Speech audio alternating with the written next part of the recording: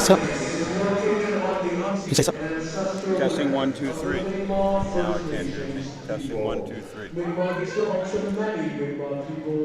original caretakers of this land, we are all treating peoples.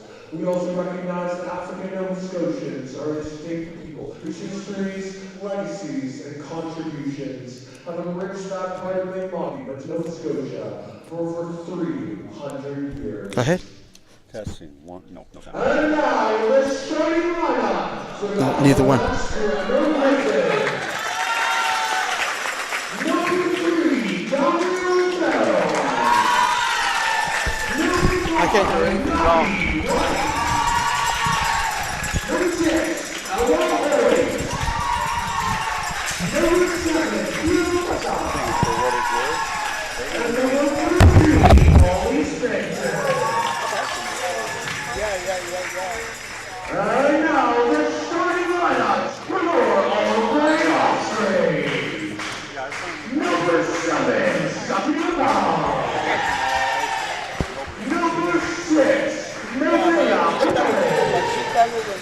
Number 9, Willie Francois. Number 12, Maddie Ellsmere. And number 10, She said we can, even though we can't hear each other, she can still hear us, so. I guess whatever. What I've done in the past then is take one off so I can hear. Yeah. I just, But I don't even have to have it on if I can't even hear, like if I'm not doing anything. yeah, I did have a talk to you. As you know, because the mic. No, but your mic was working. My mic's not working. Oh, your mic. My mic's not working at all. Like, you don't hear me. Oh, she can. Oh, okay.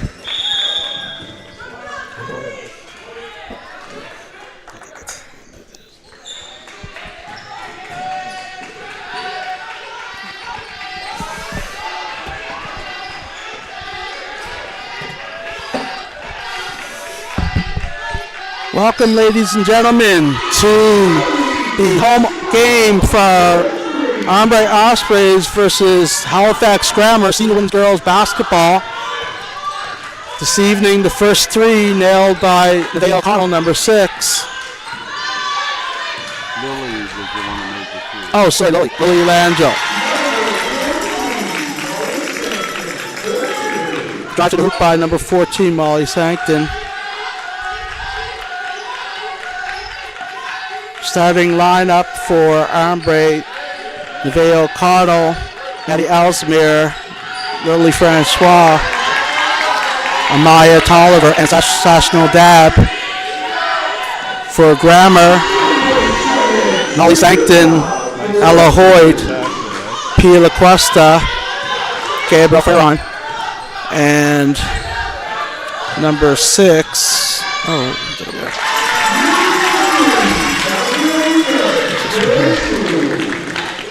Number 5. Maddie White.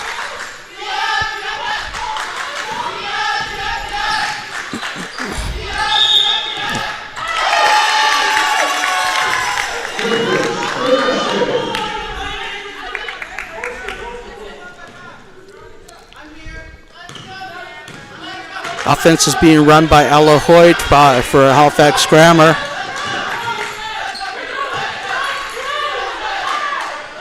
That's a deep 3 by Ferron. All didn't move out of that right corner once he Nevaeh O'Connell is running the offense right now for the Armbrae. Ball stolen by Sankton. Molly Sankton, and she goes length of the court.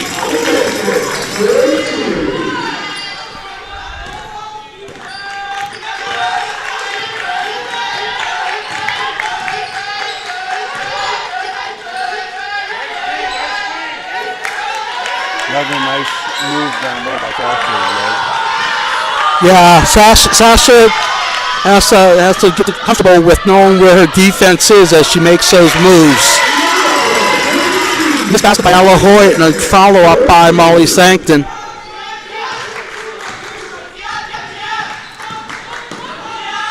Nevaeh O'Connell brings it up past half court. Swings to Maddie Ellsmere. Waiting for everybody to move through. That's O'Connell. She puts up a 3. That's short. Holloway had it for the box out and then comes in at the last second. And the jump ball goes back towards Halifax Grammar.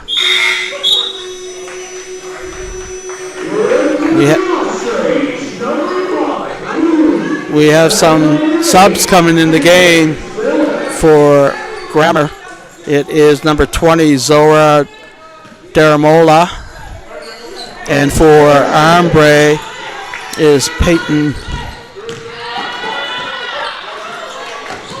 Maddie Roop. Peyton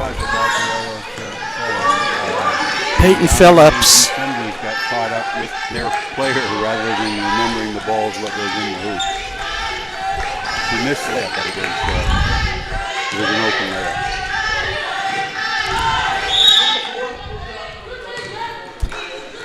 Fouls called on the attack to the hoop by Nevaeh O'Connell.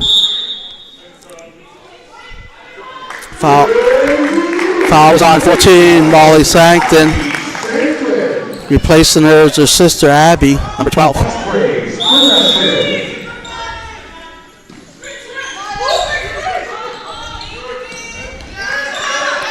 Inbound by Armbrae off the baseline.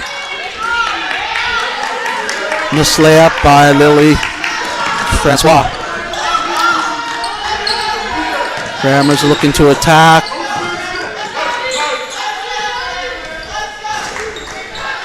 Long three by Abby Sancton. Rebound by Amaya Tolliver.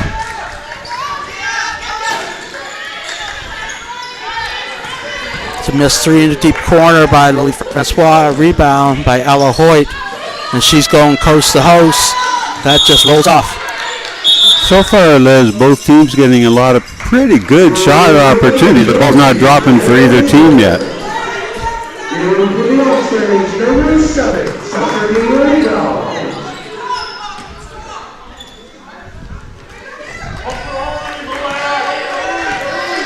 We have Malaya Legier for Halifax Grammar into the game now. Sasha Debs back in for Armbrae. Overthrown. It's a turnover. Turnover by Armbrae by Maddie Roop.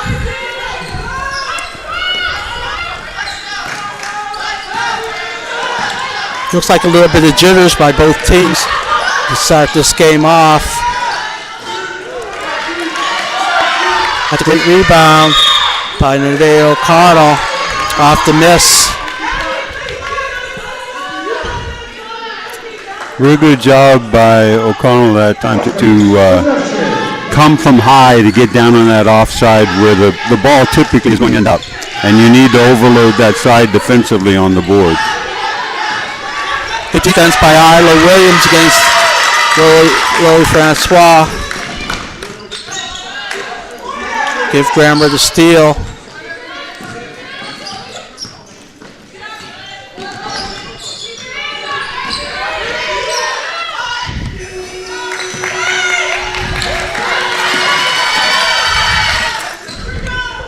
Grammar is playing pretty aggressive against Armbrae today, not giving them any fair shots at getting rebounds, easy rebounds, or easy passes.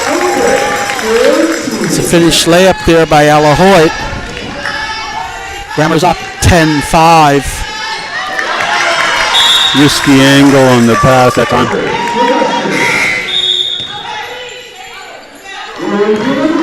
It's important in these exchanges, especially the sort of half skip, to get up as a receiver and really create a diagonal angle of availability where it's very clear that only your offside hand away from the D can receive the ball. Everything else is kind of 50-50, and that's not a great way to run an offense. Couple more. Nice drive. That's a take there by Nevaeh O'Connell. Couple more subs in the game. Maddie Ellesmere's back in. Amaya Tolliver's back in for Armbrae. And Molly Sack is back in for Grammar.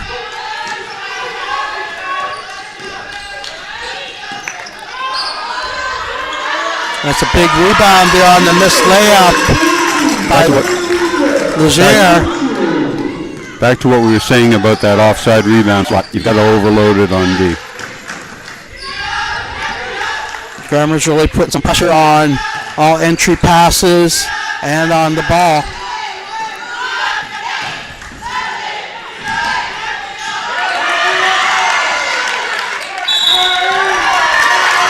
Another turnover caused by the tenacious defense of Isla Williams.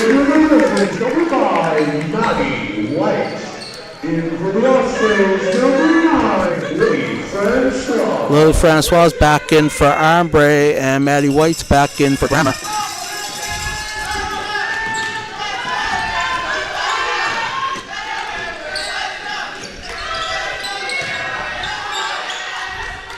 That's a great post up. That's a great post up for Maddie Sancton. She took Lily Francois right deep into the post, into the paint.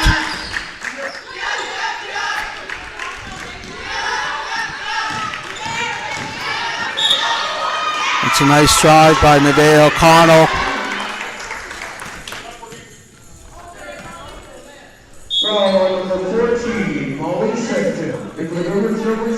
The foul there is by Molly Sancton, number 14. Pila Cuesta is back in for Grammer.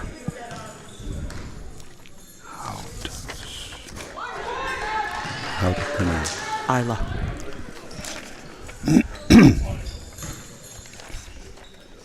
Nevaeh O'Connell on the line shooting 2 shots.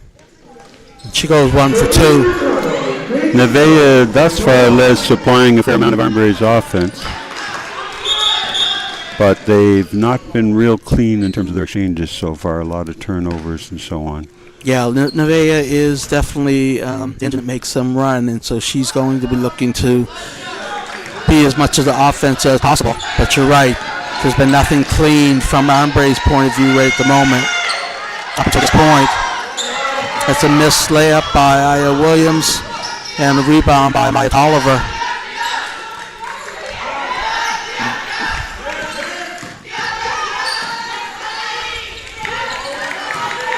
Nicely defended that time. It was a good take, but it was well defended. Grammer's getting every 50-50 ball. Like they are just playing great tenacious defense. That's a great block by Lily Francois. Molly Sancton. Ella Hoyt's back in for Grammer. As you notice, Coach Bev, Grammer are just rolling their players through. They're only in maybe a couple minutes each player, and then they're just rolling them through for someone else coming off the bench. I saw them play on the weekend down in the Valley in Horton's tournament, Les, and they were doing very similar things then. Just really a lot of quick subs.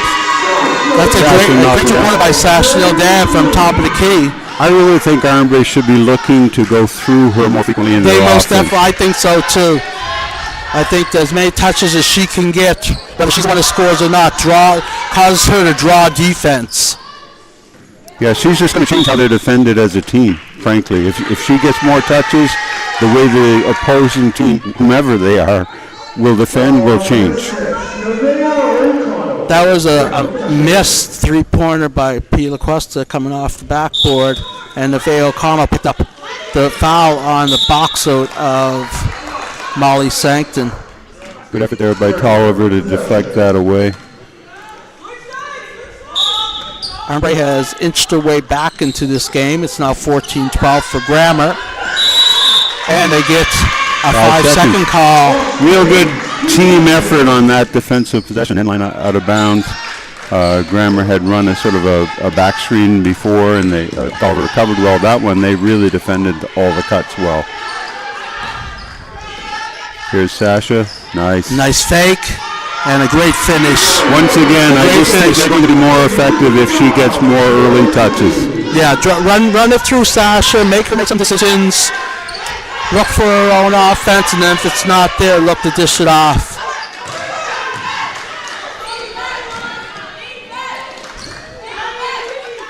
Too far under, not going to be very high percentage in that. Missed basket there, layup, too far under. Got to be aware of what's around you. The offense has to let Nevaeh know if someone's coming around her. And Sasha gets the ball back, and she gets fouled going to the hoop. Probably not quite as coach designed it, but I'm not sure that was I called think at Sasha all, will but accept it. she will definitely take that. That's definitely one of those plays where it's a fake a pass or make a pass, because every time Armbrae has tried to pass over top, and the hands have always been up. So You know my rule, don't pass up, because it isn't just Armbrae, it's anybody who tries to pass up through the hands. It's not going to be successful.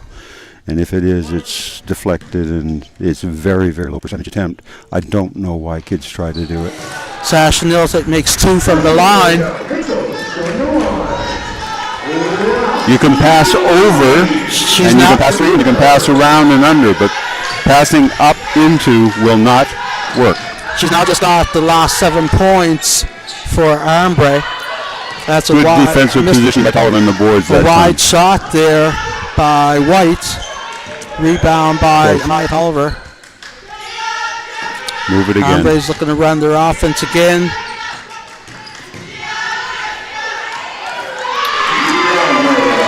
She knew what you had in mind. A little bit of hesitation there by Nevaeh O'Connor. A little hezzy there to finish the layup. Pila Cuesta looking to go to the hoop. Chuck bailed out by Maddie Ellesmere. Yeah, it was a bailout too. She really did not have to foul that. Yeah, she wasn't on balance. Like anything, even if she had gotten a shot off, it wasn't a good look. Yeah. Basically, if you play defense to get your opponent with the ball into a bad angled position, and if you can get off balance as well, or off balance, you've done your job. Now don't foul and get contact and rebound. Pila's at the line shooting 2 shots. And she goes 2 for 2. 19 seconds left. Armbrae's looking to keep it for one last possession. Seeing if they can score going into to end off the first quarter.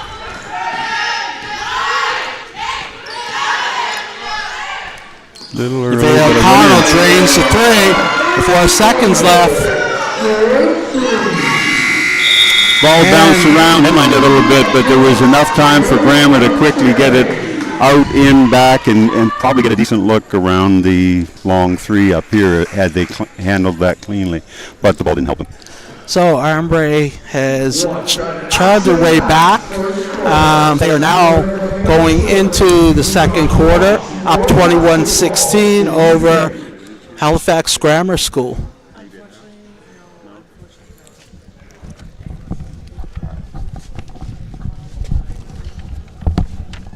Looks like the entertainment end after the game does. If you want to rewatch all the electrifying moments of tonight's matchup, make sure to visit Maritime Profiles.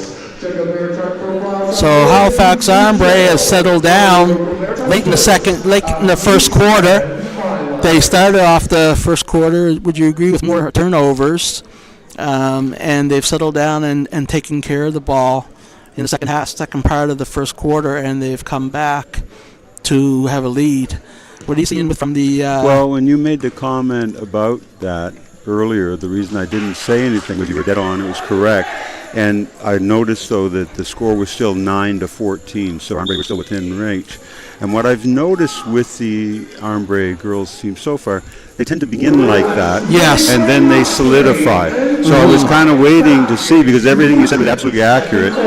And I was just waiting to see whether they altered circumstances. For sure. But think about this. They began to alter circumstances when Sasha began to touch the ball. Yes, exactly.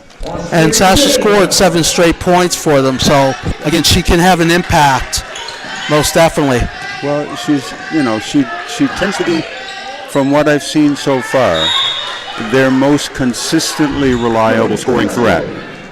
And so, if that's the case, build through her and around her, because you've got some other scoring threats too. But if she can make their life easier by getting touches, why not do it? Halifax Armbrae Armbrae Ospreys were just a month this past weekend for the big Moncton DNA Classic, and Armbrae actually went 5-0 on the weekend. They beat Auburn in the championship, and Sash Neal was the MVP of the tournament, along with Nevaeh O'Connell as an all-star. Okay. So they had a really great weekend, and they're just trying to continue everything they did well on the weekend and bring it through to this game here. Well, one of the nice things, and you and JT did that first home game, and I think you would agree, even in that game, Coach Scare began to make... You go. Great tack there by Ella Hoyd, and Lily Francois picks up the foul. She had her all the way to the hoop, and at the very last second, she was leaning in, she reached in. But Lily actually had a very good defensive stance on her, leading right up to the hoop. Yeah, again, you've done your work.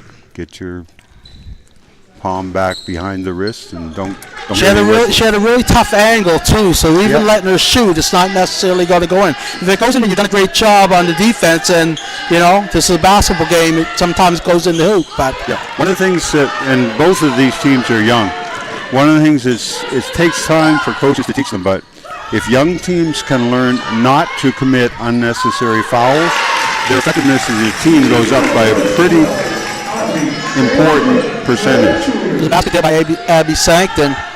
I mean, by young, I'm not sure if you mean by the average age or by their grade, but Armbrae actually isn't a young team. They have 5 grade 12s, whereas Grammar has no grade 12s and 1 grade 11. Grammar is mostly all 9s and 10s. Yeah, I thought Armbrae. Nice feed there by. I didn't realize their kids were grade 12, but no, Grammar definitely young. Yeah, no, Armbrae will graduate 5 players this year. Okay. But they lost a lot of key players from last year. They lost 5 players from last year. Have they had the playing experience as the key kids? Yes, yeah. Some have. Yeah, they were deep last year with the players that they lost, and the players that are still here for their seniors. Okay. Well, then let's just say any team. Yeah. You got to learn how to defend without fouling. How to defend tough, hard, vigorously, physically, without fouling. Well, that's still in the works, even from the top level down. So. We're not expecting that to change a whole lot. It takes time, as I say, but once you learn that, you've just improved by a significant measurable percentage in your overall game. Because of the effect of it. Goes to attack, nice pass to Peyton. That's good open look for Peyton. Horn shouldn't have gone. Sasha didn't handle it cleanly, or she could have gone right back up. No, she slipped. She looked like she slipped on. Yeah, something on the way. Yeah. She looked like she slipped on something there on the floor, and she already has a taped ankle. Kind of hobbling on that bad ankle right now. My tower was coming right in. She came down, you think? Yeah, she came in. She missed her layup and then went back for the rebound, and as she was going for it, her foot slipped. Yeah. Okay. I didn't think she even got to the layup. She kind of mishandled it and didn't get it back up. She shot one over her side. Ella Hoyt's at the line shooting 2 shots. And she goes 2 for 2.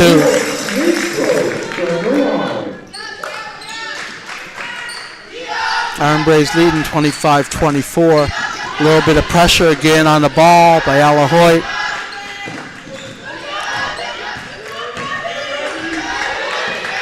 Grammer's doing a great job on defense and trying to actually dictate where they want the ball to go, which is what you're supposed to be doing on defense. There's a little scrum there in the middle of the floor, and it is Grammer ball.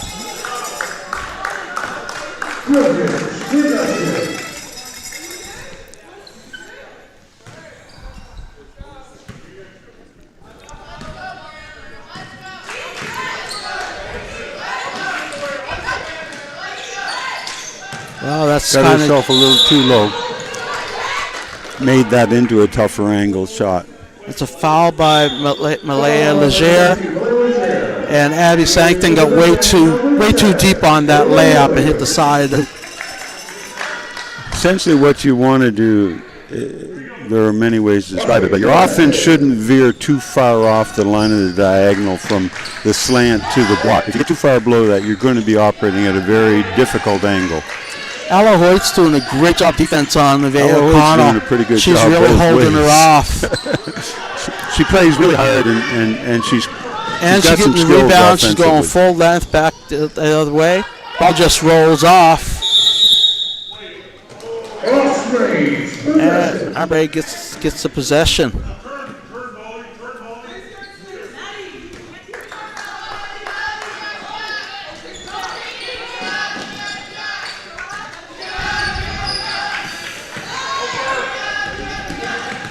Now Nevaeh gets a switch, so now she has Molly Sankton on her. Sankton has showed us some pretty good defensive work as well. Definitely. Isla Williams going coast to coast, and she gets a layup. Now Isla Williams looks like she's one of the grade 9s. She's a grade 9.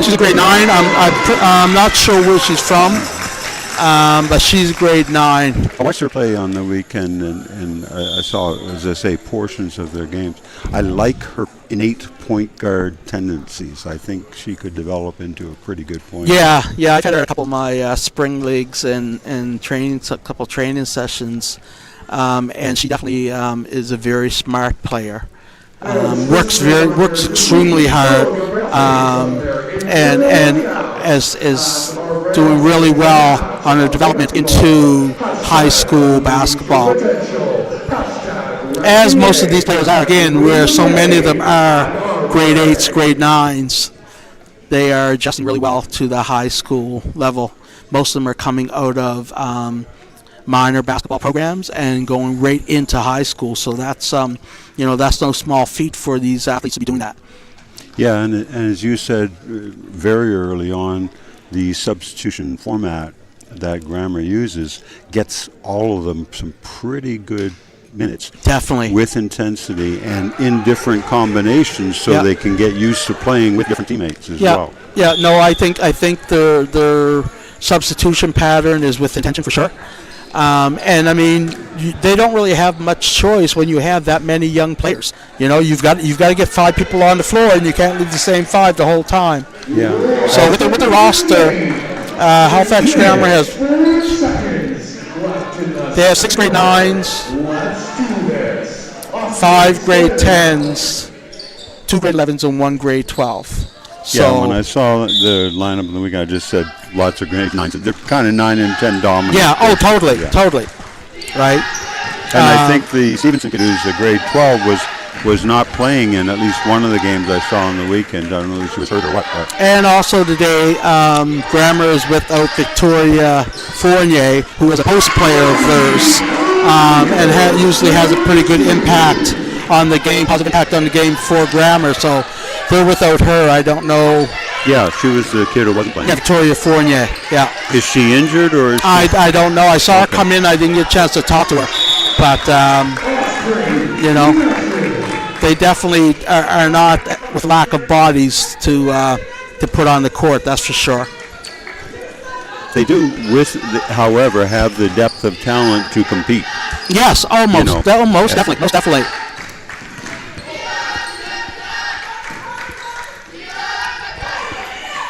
Long through by Nevaeh O'Connell. Hoyt's got to know that she's a shooter and she will shoot that. I mean, if you're going to play great defense, make sure that hand's up. And when Nevaeh is... That's right. Another rebound and putback by Malaya. When Nevaeh is more selective with her attempts, I find her percentages really do go up. If she chooses, if she knows she's got time and space, she can shoot that three. Yes, definitely. That's accurately. That's what I'm saying. So you got to get a hand up on that for sure. Another nice ball movement. Pretty good. Nice attack by Amaya Tolliver. That was nice and strong. Together in combination did several minute good things there. Nice spin move. And a great finish by Isla Williams. Great spin move, great finish. Yeah, that's not a typical grade 9 kid making that move. No. You know, she No, stayed not at all. down, stayed calm, totally in control of her balance. And again, I mean, if you look at it, she's the smallest kid on the court for both teams. Yeah, and although she's playing with a lot of confidence. You know, being a grade 9, being a smaller player, but she's playing with a lot of confidence. To me, it's not who's the smallest; it's what does the smallest. No, bring to not the at all. piece, But you know, I just agree with dealing that. with the athletes. But it is obvious. She is by far the smallest kid on the floor. Big three by Lily Langell. You know, Sasha's back on court, so that's a really good sign. Seeing her back on court, looks like she's moving pretty good. I don't know. I thought it was deflected. Yeah, we'll see. It was deflected by both teams at one point, so I guess it's just deciding who to get it last. Just under 4 minutes left in the second quarter. That's a great pull-up by Malaya coming from the corner. Off her left, first step off her left hand, and got the pull-up. Inbound. Yeah, no, it's great decision-making. No. That's a nice block shot by Farron. Lily tipped it off a bit too much, though. Yes. That's a big rebound by Leger and a block by Sasha.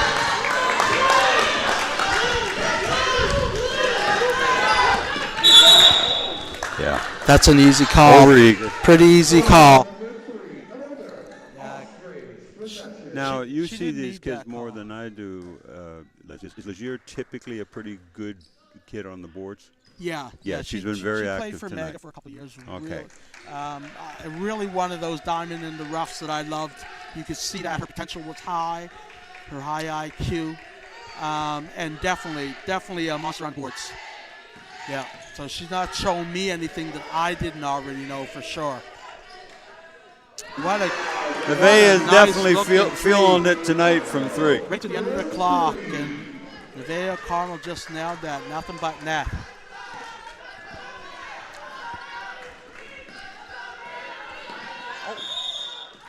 Yeah.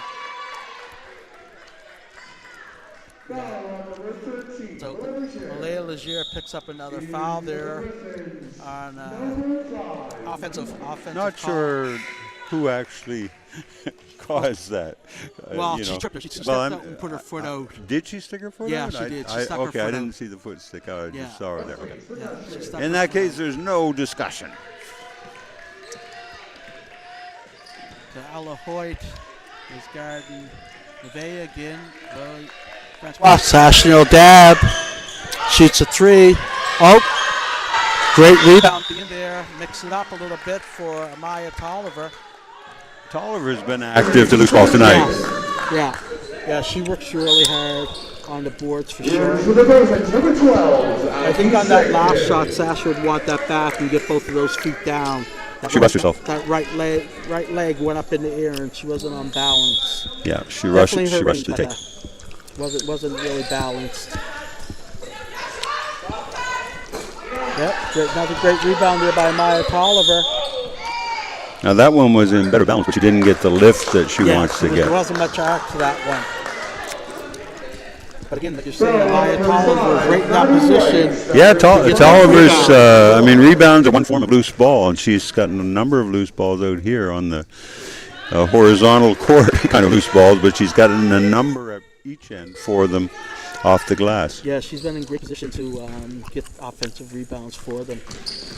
And she goes 1 for 2 from the foul line. 1 2 of Maya Tolliver at the line. This game feels like it's going to be somewhat even the entire 40. Yeah. Looking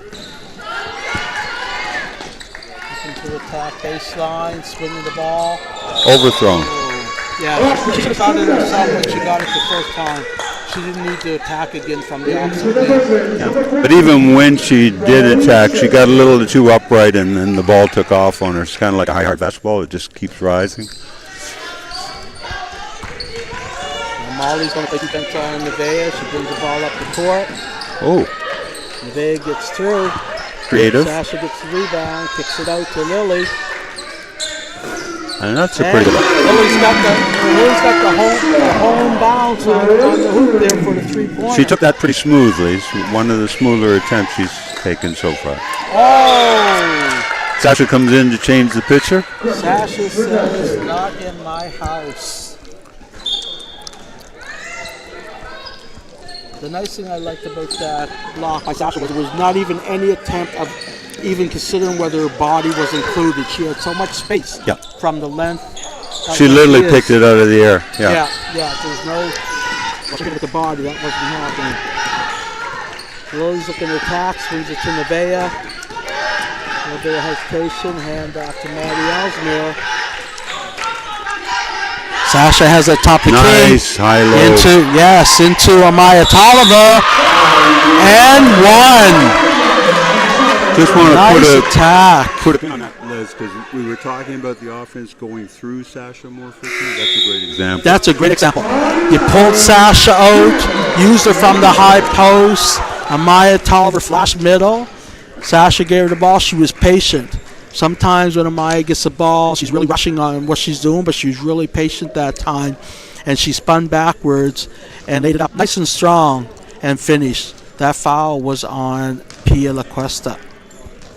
She's been, we've commented already on the loose balls, but loose balls, effectiveness there in that vicinity means you're playing well without the ball. Right.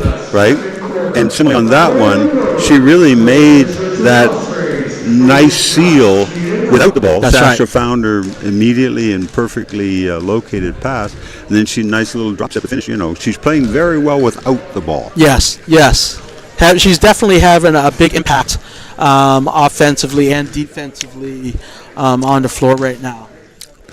And I mention that because far too often it's not something that enough people, I think, pay attention to. That's right. And kids coming up, the sooner they learn, hey, I can be really good and effective for my team without the basketball while working on my with ball skills, I'm going to be a more valuable player. And that's true. And sometimes some of those things aren't emphasized to the players, right? And so they don't feel that they're doing anything if I'm not actually scoring. So Armbrae has stretched their lead a little bit. It is now 44-22 with about a minute and 15 seconds left in the half. Amaya Tolliver is going to the line for the one shot. And it's good for the old-fashioned three. Interesting. Right after we said, I still think it's going to probably return to being a close game before we're done. Armbrae's coming out in a 1-2-2. Looking for some pressure, looking for some stalls.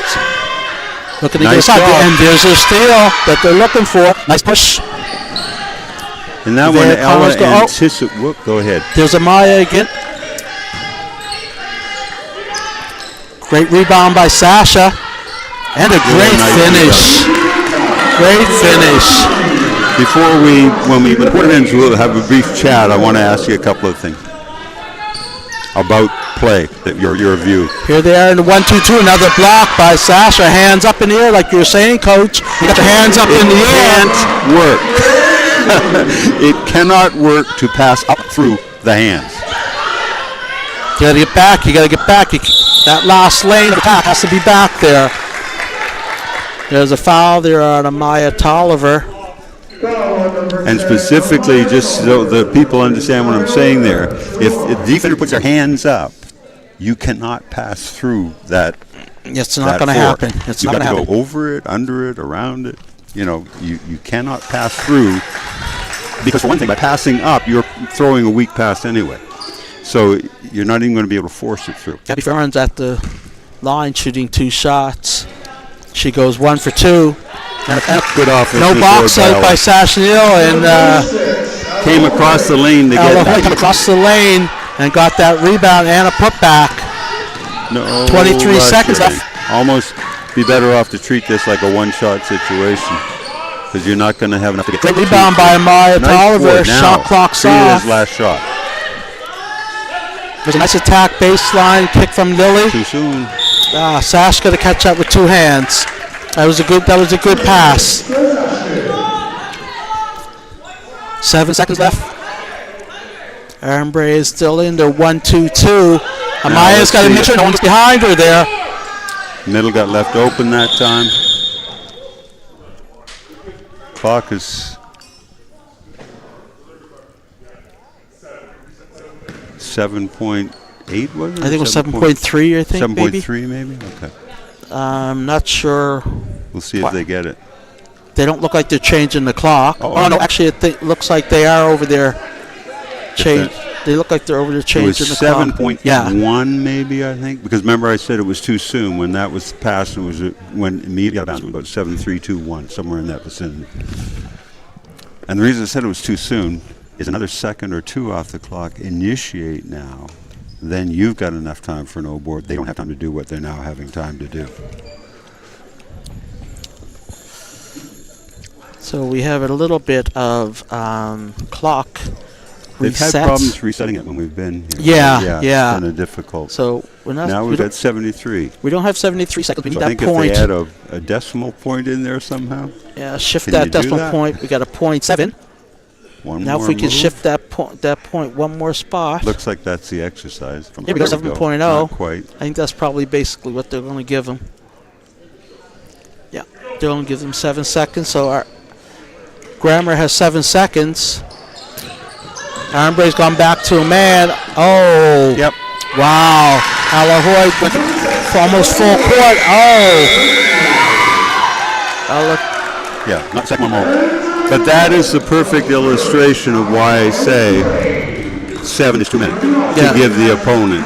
Yeah. When you have last shot, you do not want to make your play such that 7 seconds will be available to them to make their Yeah, play. a lot of times the kids, the athletes at this age group, last shot to them doesn't necessarily mean last shot on the clock. It's like the last chance I get to get a good shot, so let me just put it up. Ideally, But definitely, too much time. with what's called the last shot, particularly at this level where the first one is probably not going in, you would ideally like to take your first shot with about 4 to 5, 4 and change, so that you have chance for an offensive board. Yeah.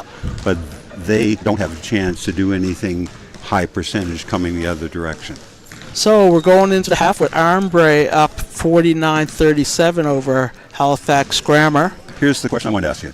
Do you think that maybe winning that pretty major tournament in Moncton has really helped their confidence? Because Armbrae seems to me to be playing with a little bit more assurance now than when we've seen them previously. Oh, totally. I definitely, and that's what I was talking to Coach Skier and Coach Chelsea Slaughter right about before the game. It was like I said to Coach Skier, I don't know what you fed them over the weekend, or if you maybe didn't feed them over the weekend, but they were hungry, and they definitely over the weekend were a team that we have not seen yet this year.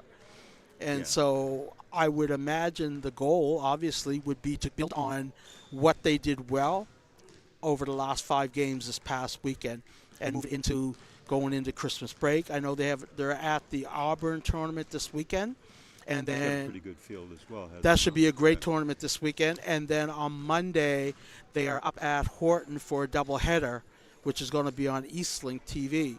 Okay. So, I mean, they've got another 4 or 5 games this weekend alone that they're just going to try and continue to build on the success that they had last weekend in Moncton. So we're going to step aside for a moment, and we will be back to start the third quarter.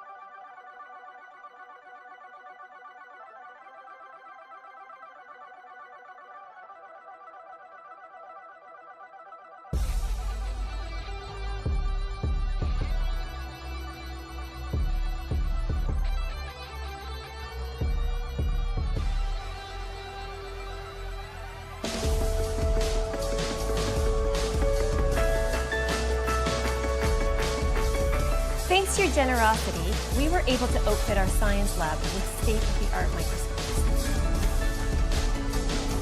When we pool our resources together, we can make a significant impact on the Armbrae experience for our students. All gifts, regardless of size, have the power to inspire. Thank you for your support. Thank you for your support. Thank you for your support.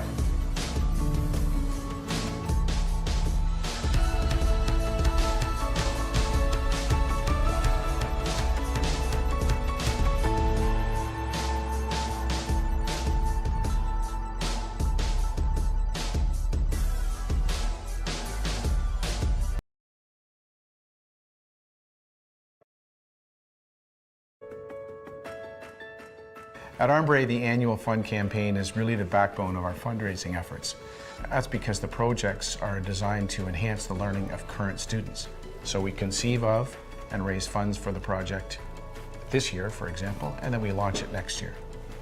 In the past, you've supported projects like smartboard upgrades in classrooms, classroom furniture upgrades, playground equipment, the new class set of microscopes in the science lab, and of course the new bike shelter that's being built this week.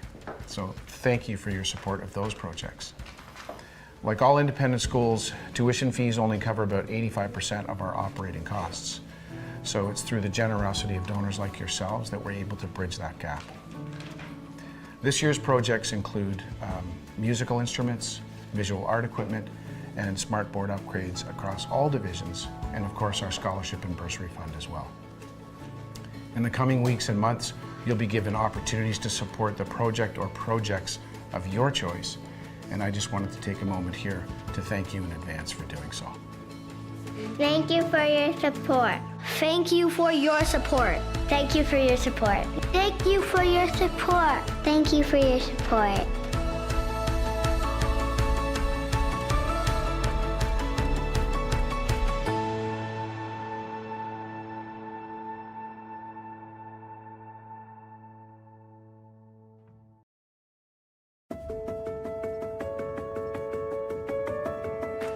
Your gifts directly contribute to real, tangible change on our campus and will immediately impact all of our students. With your support, we can expand our programs and fund enhancements to our classrooms and co-curricular learning experiences. Your gift, no matter the size, can make a difference. Thank you for your support. Thank you. Thank you for your support. Thank you.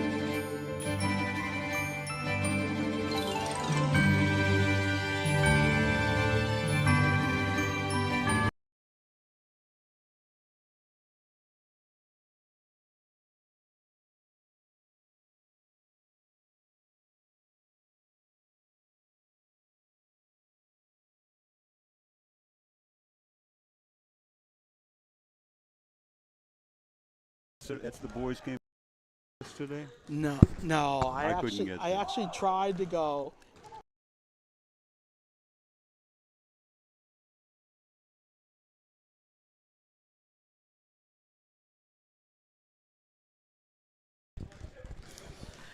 Are we on? So welcome back to the second half of Armbrae girls basketball with the visitors, Halifax Grammar School. Osprey is leading 49-37. The second quarter was definitely a back and forth, really high intensity. Osprey picked up their offense, and actually they limited their turnovers in the second quarter as opposed to the first quarter. Coach?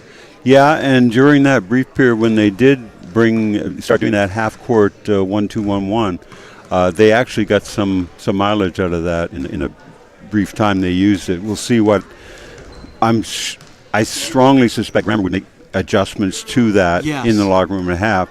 Consequently, maybe Coach Scare doesn't open using that. Maybe she puts that back in the pocket for a while, lets the game go on, and maybe pops it out for a few possessions at some point situationally if she requires it. Yeah, when they first initially showed that, they got 3 back-to-back-to-back steals. But then as they continued to show it a little bit, Grammar was able to get to the ball to the back line, and the rotation wasn't there from the back line of defense, and Grammar was able to either score or at least attack the hoop and draw a foul. So that would be an adjustment that Armbrae will have to make for when Grammar, if they do break that press, to make sure that they have someone in the backcourt that's actually able to guard the hoop. When Armbrae initially put it on, Grammar tried to attack it sort of straight line vertical right into the teeth of the pressure, and it just, then they adjusted and used some diagonals, some cuts, and some, change of direction, and then you can break pressure. But so the second half is underway, and it is being presented tonight by Maritime Athletic Profiles. Keep a watch on the YouTube channel over the season, as they'll be covering all sports, high school boys and girls. Why am I calling across the province? As you said, Halifax Grammar has come out, and they are making some adjustments. They are now themselves in a 1-2-1-1 and looking to get some steals. Now, here we go, the clock's not doing its thing. Clock again? Okay. Clock again. Yeah. But, now, 1-2-1-1 in the initial line. I myself, I love a 1-2-1-1 press. I like the trap. Whoa. There's a second call. Armbrae in that instance played into the hands of the pressure. No. They did not gap it. The potential receivers were at flat angles and too far away from the ball, so it really just played into the hands, and there's a nice run in, line out of bounds. Inbound. Yep. Everybody fell asleep on that possession for sure. I think they lost concentration defensively while they were dealing with what had just happened.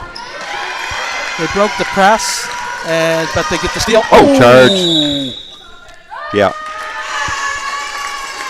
Nevaeh, that takes a little bit of courage, because she knew she was going to get the charge, but she knew she was going to take a hard hit because Ella was blind coming to her. I also wonder about that call, because Nevaeh didn't actually give Ella a chance to land. Well, I think Ella had actually she did have time, but she was blind to what was coming.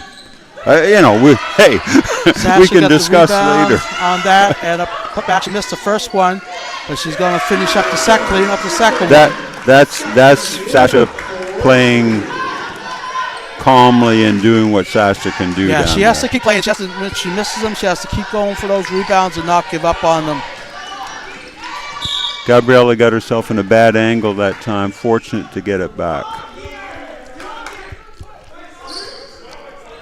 And she didn't get it back. Okay. But it looked like her pass, well, they're going to argue about it. She will get it back. The question was whether the pass had hit the backboard or the... I think it hit Sasha. I think it hit the mesh, but not the backboard. Then it got deflected, yeah. There's another inbound play. Grammar's moving the ball. Long three. Long three hits the top. Got the supporting rope out of bounds. It's out of bounds. So, I think this game's going to be competitive until the end, and we're getting a little differing tactics both ways now. Armbrae has got to figure out how they wish to attack this pressure. Armbrae has to go to the ball. They're leaning and waiting for the ball to come to them as opposed to keep going at it. They're also getting themselves buried in the corner. They're also putting the ball inbounds exactly where Grammar would script it. Exactly where they want them. Yeah. Exactly where they want them, for sure.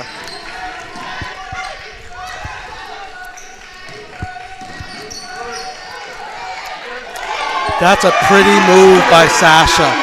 She took that step. Yeah. When she's defense on 3 on one side and then spun back. When she's calm and stays down, takes her time, and she's very skilled. Yeah, she's tough for sure. Another nice board by Tolliver. Good look for Lily. That's long, and rebound by Ella Hoyt. And she's going to take it right to the hoop and finish it. Again, Ella Hoyt has a really nice skill package, you know. She can do a number of things offensively. And again, we've said she works hard defensively as well.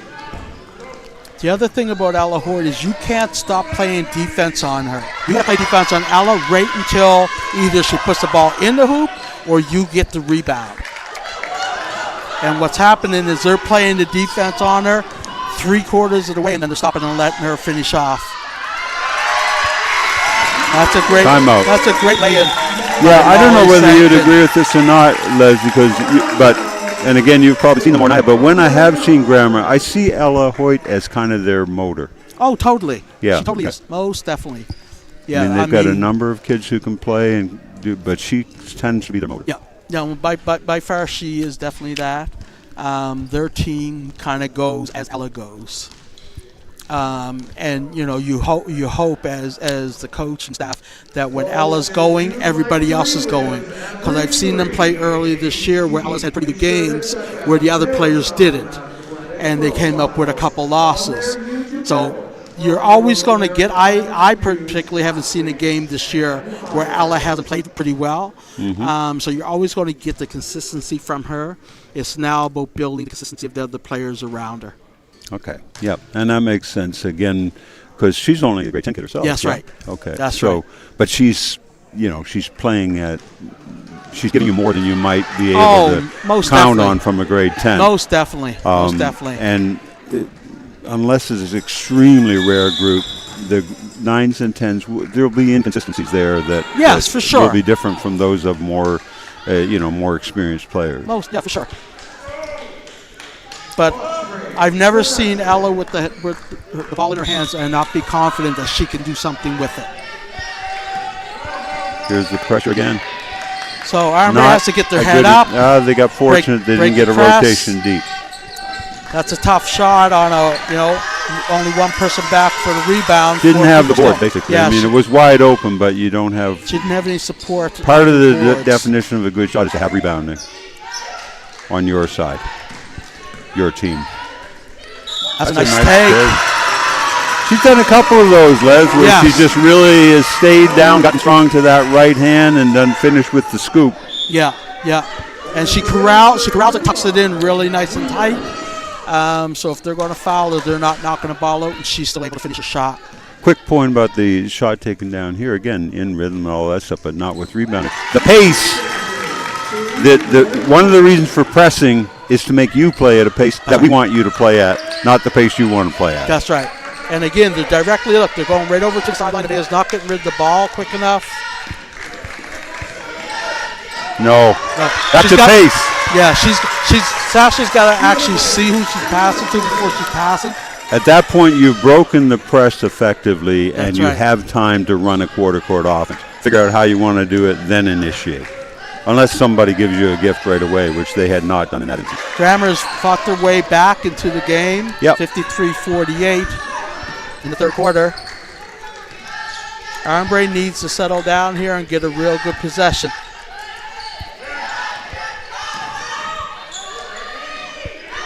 They're not getting the movement off the ball right now that could give them a real good possession. If you don't have movement off the ball, you won't have movement of the ball. And that's actually the ball is moving, but it's not moving in ways that can affect the D. As we said, Grammar is without the services of Victoria and Fournier tonight, but Ospreys are without the services of Mariah Dix tonight. So that also will have a little bit of an impact for them.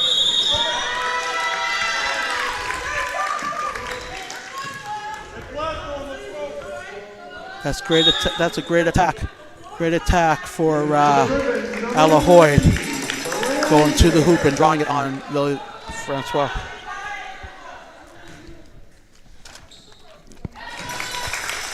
So Ella's got two.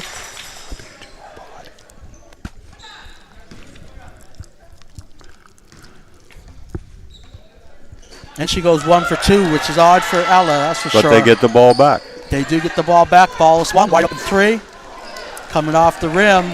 Board by Sasha gets a rebound. Nice She's going to push it to Maddie Roop.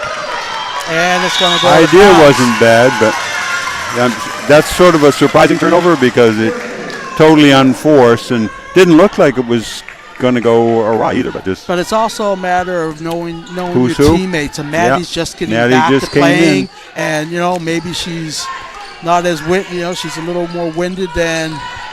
Ella may have gotten the away with players. a little bit of a shuffle on that. Ella got a nice attack there on the baseline. 53-51, still for Armbrae.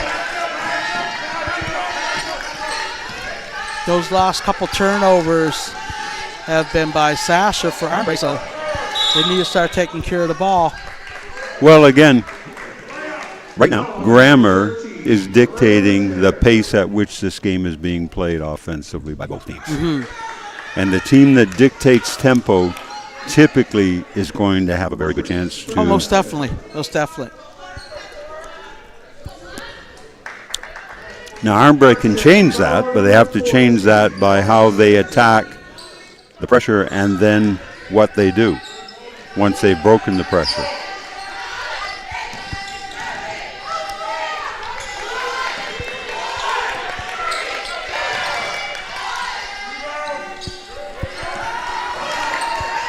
And that's a shot clock violation, but Malaya gets the ball, goes full court, doesn't get it, and Malaya picks up what would be her fourth foul, I'm pretty sure. And that was an unnecessary foul. Yeah, she didn't need to do that. Now, back to shot clock. When the Armbrae bench were dutifully counting out the seconds as they ran down, when they heard hit 6 or 5, some form of penetration that's secure has to occur. Otherwise, what did happen is what's going to happen.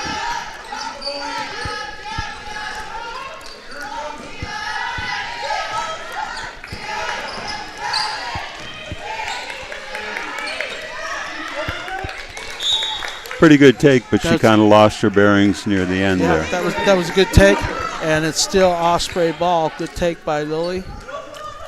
3 seconds on the shot clock. Yeah.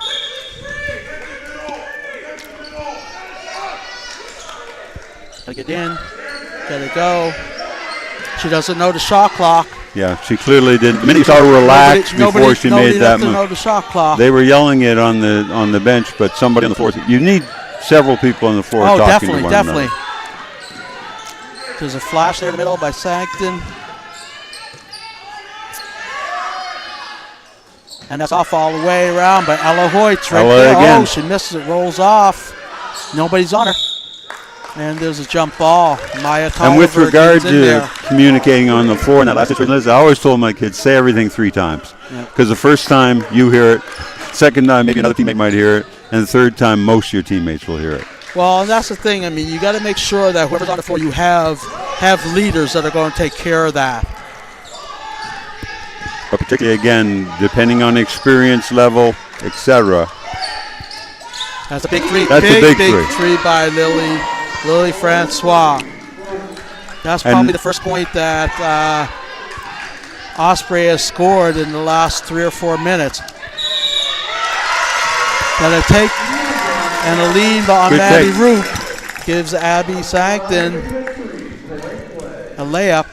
Again, you can't give them the baseline to attack like that unless you know there's someone behind you willing to pick up. And in particular with her, she's a left-handed kid. So to give her the left-handed alley to drive is kind of a mistake.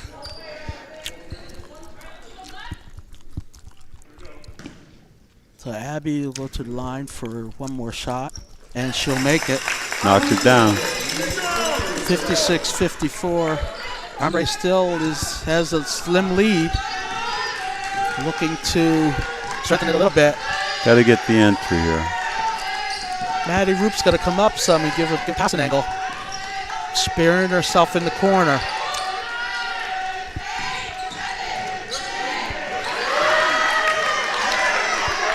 Someone's got to go up. Someone's got to shoot it. Maddie Roop is fighting for the rebound. Sasha's penetration gave them an opportunity to salvage the possession, but that was way too stagnant a possession for most of its shot clock. Yeah, there was no passing angles. Yeah, people, again, back to availing. You've got to, if players off the ball are not sufficiently available and moving and willing to move again if necessary, then it's hard to move the ball. The request is back on for Grammer. That's way off. Got herself too difficult an angle.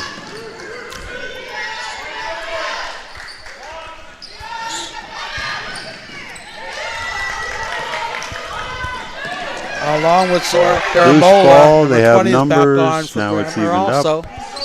Good choice. Nevaeh O'Connell's back on for Armbrae. Kind of bailed by the D on that one. Drawing the foul on Ella Hoyt.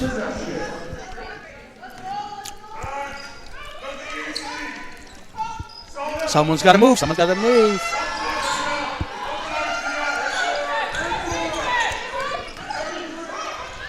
There you go. That's Just better. the simple, slow slash cut by Sasha opened up the chance for the penetrating pass, which opened up the kickback and then the drive lane when the D responded. As Lily drove, then Sasha pulled herself out of the play, which gave Lily more room to work. Yeah, she moved down in the short corner to give her a potential drop up, maybe partially occupy one of the helpers.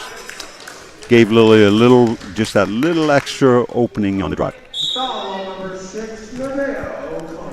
That foul's on Nevaeh O'Connell. Number 5, Maddie White. And Abby Sankton on a nice cut there to the hoop. Got Nevaeh to reach in.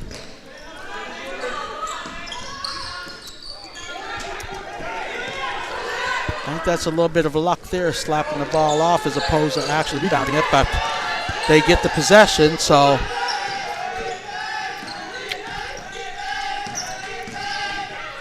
Whoop.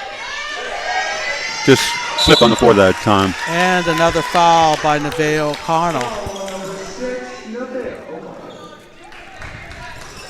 In that situation, rather than get in and foul, just get in and slow the ball because Sasha was recovering to protect the basket. We were probably going to see Armbrae be able to mount a defensive transition. So if you can just slow the ball there, you don't necessarily have to reach for D. it. Maya Tolliver's back in the game for Armbrae. See whether she can bring some more of that consistent effort on both ends on the glass. There goes Ella. Now, if you notice there on that possession, because Nevaeh's in somewhat of foul trouble, they had to switch off and put Lily Angel on Ella Hoyt. That is an advantage to Ella Hoyt, I believe, with the quick feet.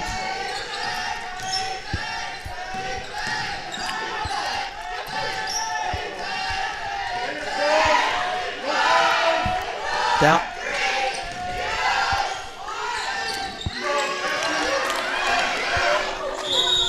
Got it back. It's not a shot clock violation. It's a shot table violation. I'm in agreement with you on what you're saying with the mismatch. You hit the rim, so I think the shot clock kept didn't going. reset. It didn't reset, so they're just it was a clock error or they're just table having error. a chat to make sure.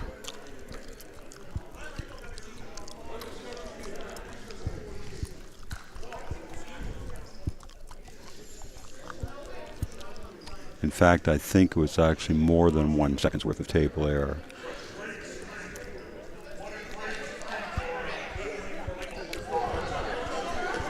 It's not. And Coach Shelver from Grammar knows that. The right call. He knows that. He's not going to argue because he saw the same play we did. It definitely is the right call for sure. It obviously hit the rim. But again, this is probably the third or fourth possession in the second half that Armbrae has gone down to almost a shot clock violation. Whereas the first half they weren't in that position. Foul. Okay. Ella also, the other thing Ella does, she really transitions quickly. She gets, end to end very quickly and generally in very good body control when she arrives. And for Maddie Roop, knowing that she's going to attack the hoop like that, you can't play defense from the side. You have to go where, I always tell my players, go to where she's going. She's going to the hoop. Get into the drive line. Make her change direction. Ella Hoyt is going to the hoop. Yeah. You need to get in front of her, get position, and hold the position. Yeah. Yeah, That's if you an get easy pinned foul under the call. mesh in that one and then reach it, there's only one thing that can happen. It's a foul. Alahoyd is good for both of those shots and scores now tied. 1 minute left in the third quarter, tied 58-58. So Grammar has made a comeback, and the third quarter definitely belonged to Halifax Grammar, whereas the second quarter... We did say when the margin was about 12 or whatever, we anticipated this would become a close game, and it has.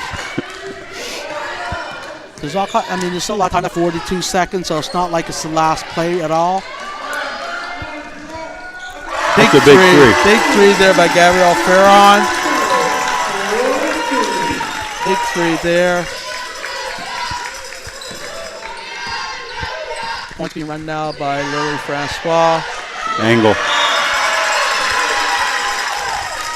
Again, difficult angle, and the pass was 50-50. The D had at least as much chance to get a hand on it as the O did.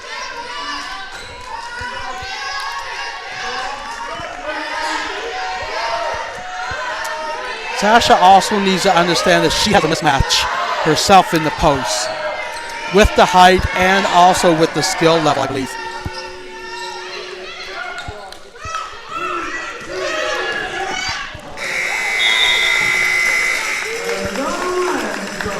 And so here we are at the end of the third quarter, and Halifax Grammar has taken the lead 61-58 over the home Armbrae Ospreys.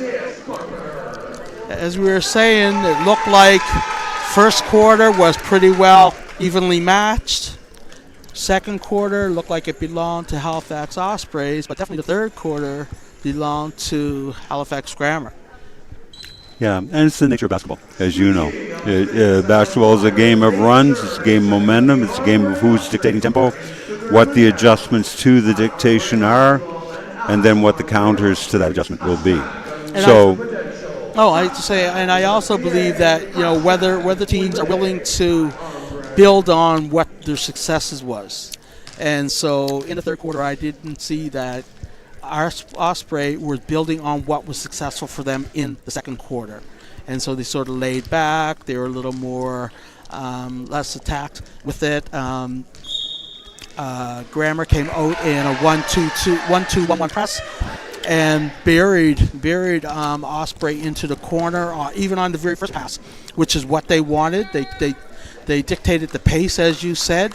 They made them play their style of ball and what they wanted them to do. And so, if you're going to let a team do that, then you're probably going to be fighting from behind. Yeah, and again, too many teams, when faced with full court pressure, particularly the diamond, which is designed to get you to enter low in the corner if they can. Too many teams enter it too low. You've got to get better movement, better positioning before the ball comes in, and better movement so that you can have the chance to receive the ball higher on the court, higher than where the defense wants you to. And movement can do that. Counter movement can do that. Most teams, however, don't run the press break in a way to try to get that. So Halifax Armbrae Ospreys have to regroup, I believe, and settle down and come back to playing the kind of ball they're playing in the first half. Wide open three by Maddie Ellesmere. I was going to ask you too, Les. It seemed to me in the third quarter, along with the things we've already talked about, who were playing for Armbrae, different combinations. We don't know the foul situation, and we don't know what Shasta did with her ankle, etc. But it seemed that some of their stronger combinations weren't together that often in that quarter.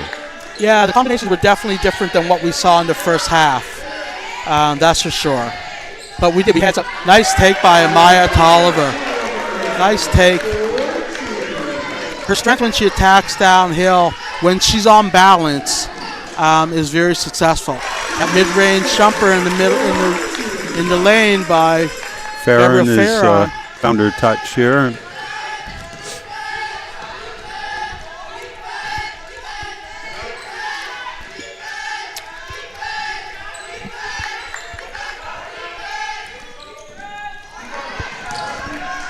Nice little offside screen action. Be interesting to see what happened if Lily curled that. Yeah. There's a big three by Abby Sankton. They're stretching the lead a little bit. They're up by 6.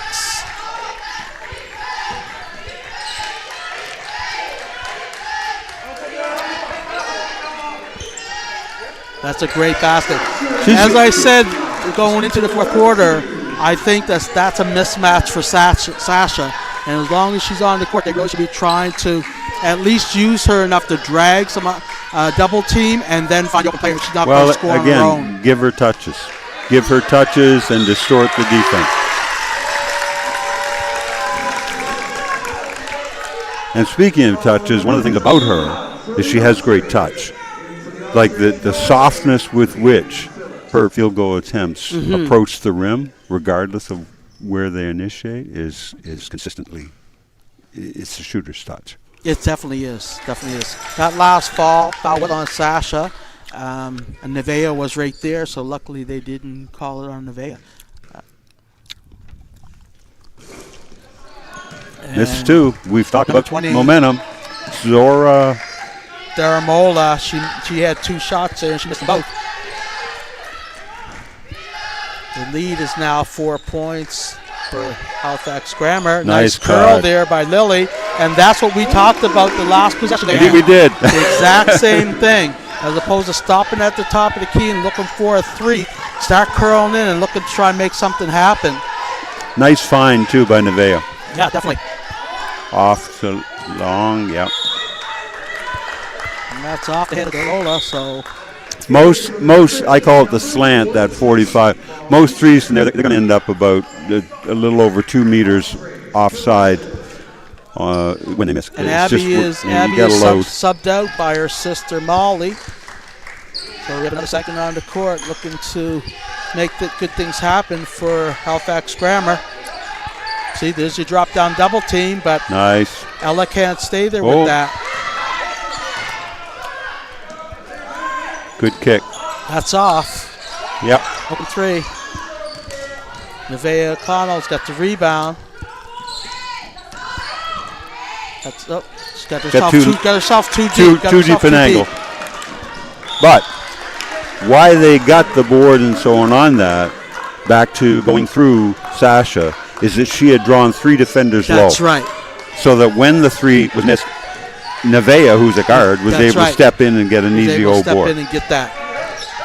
And so again, look, you see Ella had to drop down on Sasha, which allows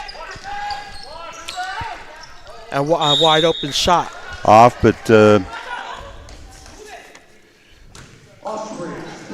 Peyton Phillips, good action on the old glass there, kept it alive for Armbrae. 66-64. Tried to pass up through the hands.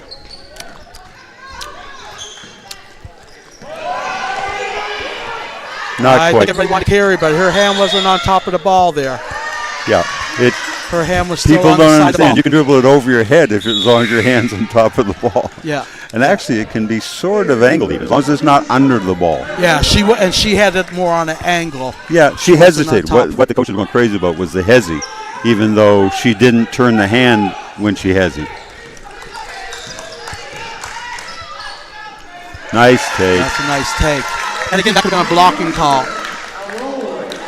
Yeah, I think it's a good no call in that instance. Well, I think it was a good no call.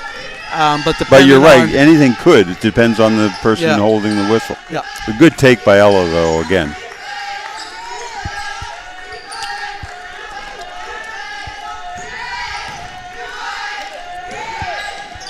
Bounce turnover there by I thought it was Francois. Okay.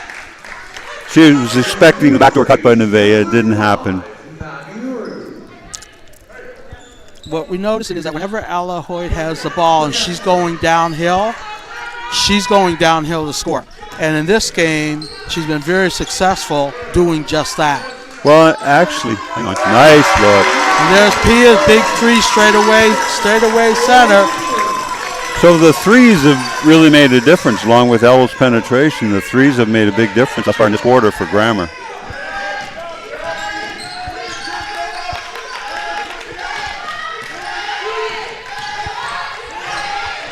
Too much dribble. You got to get rid of the ball. You got to make sure it gets in someone's hands. 4 seconds left. And I think that might be.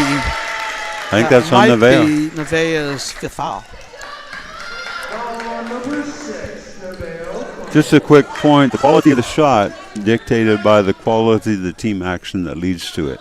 And if you look at the two teams right now, who's having to work a lot harder to get a shot? They didn't say it was her 5th foul, Now but she's out, if anything, it's definitely her 4th. They didn't signal 5th, so they maybe didn't 4th? 5th, so it might just be her 4th. It's hard for us to really know because we don't have the stats with us up here. And we don't have a way to chart it, but, really. Nice take. Got herself a little too far into the rim, but the take was there. It was a good take. It's the same take she's been taking all game. Well, that whole, if you look at the blue line down here in the court, between the elbow and the whatever, if you made that fan-shaped lane into a vertical thing, that's her lane. That's a wide 3 there from Lily Francois. It didn't go. He is going to put up another one. That's off.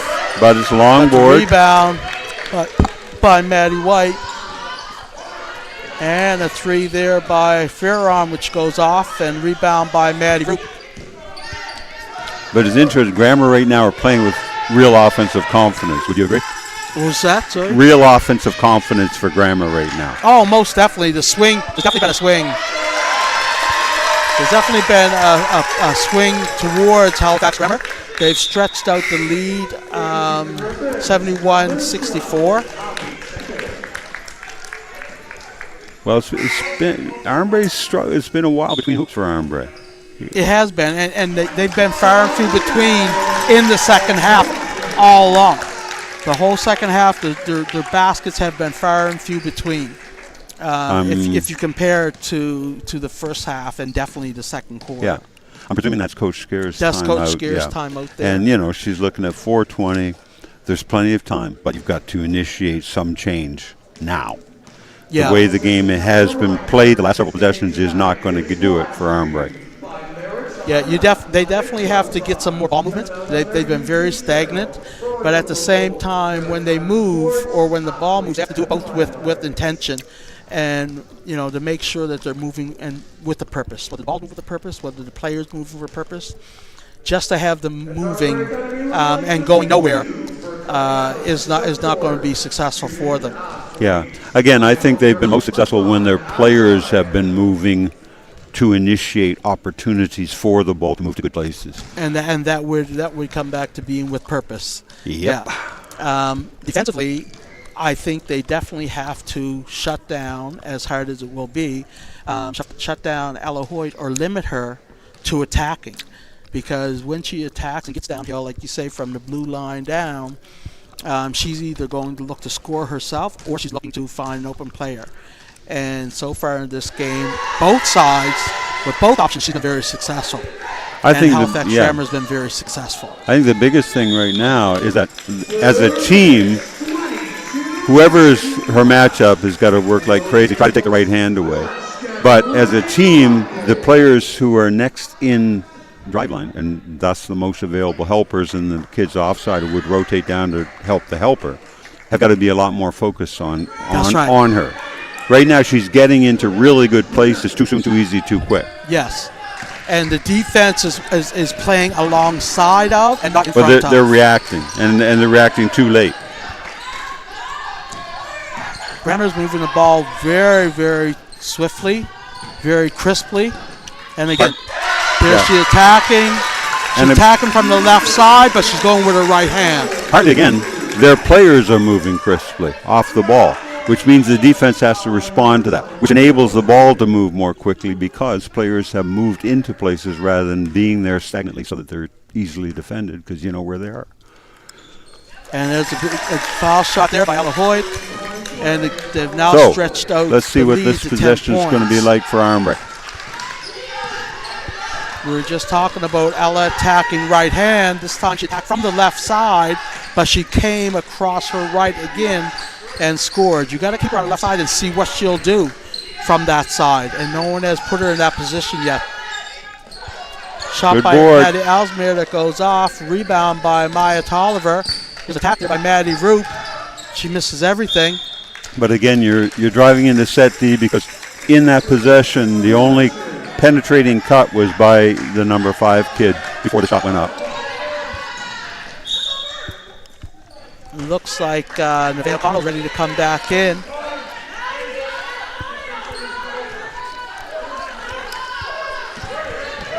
Okay. Nobody saw Pia LaCosta all the way back by herself. Ella Hoyt puts Good up look for three. her. That's a good look. That's a good open shot. Good wide open shot. We haven't seen her hit many this game, but She hasn't had to. no, exactly. Yeah, she's I was been just going to say, penetrating. but she hasn't really had to. So, but she does have the range if needed. There's Sasha deep in the middle. That's going to be hard to stop. 3 minutes, 8 points. I think they went away from that in the second half. They went away definitely, from using Again, when Sasha. she did her ankle, we don't know what, but she was off for a while. And she came back on, was quiet. As we were talking about her range. Yeah.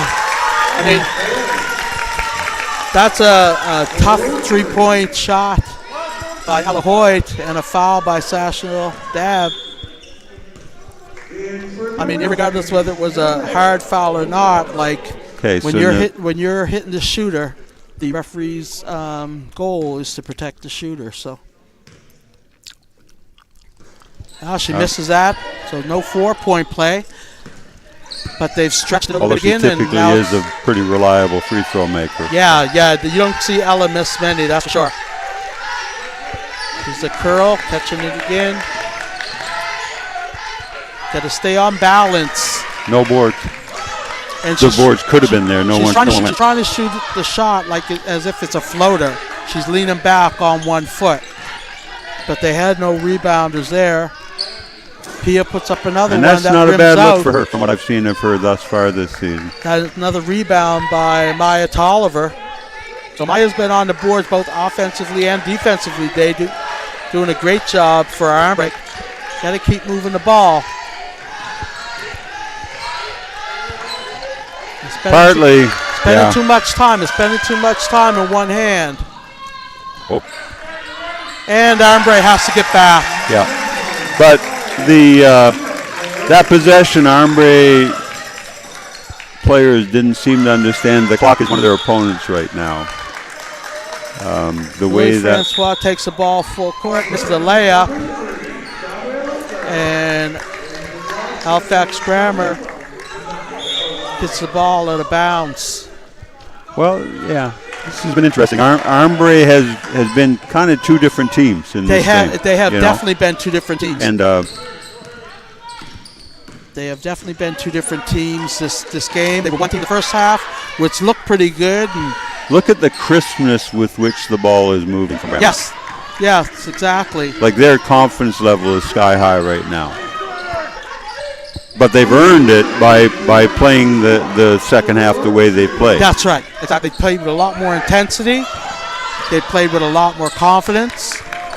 And the confidence just kept building from the first half.